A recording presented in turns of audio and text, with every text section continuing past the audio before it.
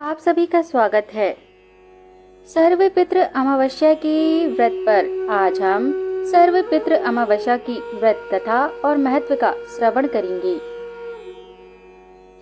सर्वपितृ अमावस्या व्रत अश्विनी की कृष्ण पक्ष की अमावस्या तिथि के दिन की जाती है।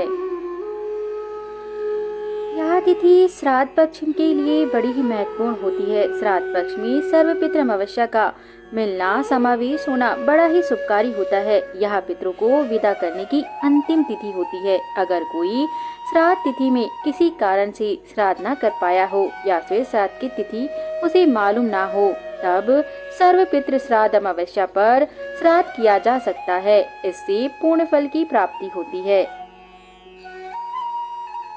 सर्वपितृ अमावस्या व्रत कथा अनुसार एक बार अक्षुदा ने 1000 वर्ष तक तपस्या की, जिसे प्रसन्न होकर देवताओं के पितृगण अग्नि, वृष्ट और वहिष्पाद अपनी अन्य पितृगण अमावस के साथ अक्षुदा के वरदान के लिए अश्विन मास के दिन उपस्थित हुए। अश्विन मास अमावस्या के दिन उपस्थित होकर उन्होंने अक्षुदा से कहा, हे पुत्री, हम सभी तुम्हारी तपस्या से अति प्रसन्न हैं, इसलिए जो चाहो वर मांग लो। लेकिन अक्षुदा ने अपने पितरों की तरफ ध्यान नहीं दिया और वह अति तेजस्वी पितृ अमावासु को अपलक निहारती रही। पितरों के बार बार कहने पर उसने कहा, हे भगवान, क्या आप मुझे सचमुच वरदान देना चाहते हैं? इस पर तेजस्वी पितृ अमावासु ने कहा, हे अक्षुदा, वरदान पर तुम्हारा अधिकार सिद्ध है, इसलिए निसंकोच कहो। अक्षुदा ने तब कहा, भगवान, यदि आप मुझे वरदान देना चाहते हैं तो मैं तत्क्षण आपके साथ रमण कर आनंद लेना चाहती हूँ।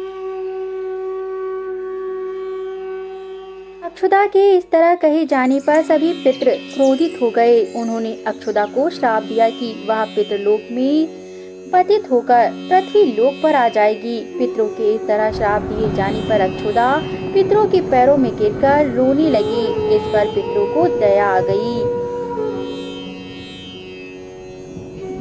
तब उन्होंने कहा कि अक्षुदा, तुम पतित योनि में श्राप मिलने के कारण मत्स्य कन्या के रूप में जन्म लोगी। पितरों ने आगे कहा कि भगवान ब्रह्मा के वंशज महर्षि पराशर तुम्हें पति के रूप में प्राप्त होंगे। तुम्हारे गर्भ से भगवान व्यास जन्म लेंगे। उसके उपरांत भी अन्य देव वंशों में जन्म लेने हुए तुम श्राप मुक्त होकर पुनः पितृलोक में वापस आ जाओगी। अमावस्या के ब्रह्मचार और धैर्य की सभी पितरों ने सराहना की एवं वरदान दिया कि यह अमावस्या की तिथि अमावस्या के नाम से जानी जाएगी। जो प्राणी किसी भी दिन श्राद्ध न कर पाए, वह केवल अमावस्या के दिन श्राद्ध तर्पण करके सभी बीते 14 दिनों का पुण्य प्राप्त करते हुए अपने पितरों को तृप्त कर सकते हैं। तभी से प्रत्येक माह की अमावस्या तिथि को सर्वाधिक महत्व दिया जाता है। यह तिथि सर्वपितृ श्राद्ध के रूप में भी मानी जाती है। उसी पाप के प्रायश्चित हेतु कालांतर में यही अक्षुदा महर्षि परशर की पत्नी एवं वेद व्यास की माता सत्यवती बनी थी।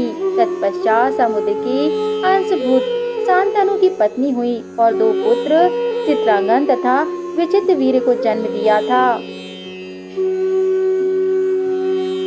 इनके नाम तथा कारण के कारण कलयुग में अष्टाक श्राद्ध मनाया जाता है। सर्वपितृ अमावस्या अपने पूर्वजों का आशीर्वाद तथा उन्हें श्रद्धा देने के लिए किया जाता है। यह व्रत जो भी संपूर्ण श्रद्धा से करता है उसकी सभी मनोकामनाएं अवश्य पूर्ण हो जाती है तथा उस पर पितरों का आशीर्वाद बना रहता है। हमारे द्वारा प्रस्तुत की गई धार्मिक कथाएं अगर आपको पसंद आती हो तो हमारे YouTube चैनल को जरूर सब्सक्राइब करें और अपना समर्थन अवश्य दें ताकि हम ऐसे ही उच्च कोटि की कथाएं लाते रहें। धन्यवाद।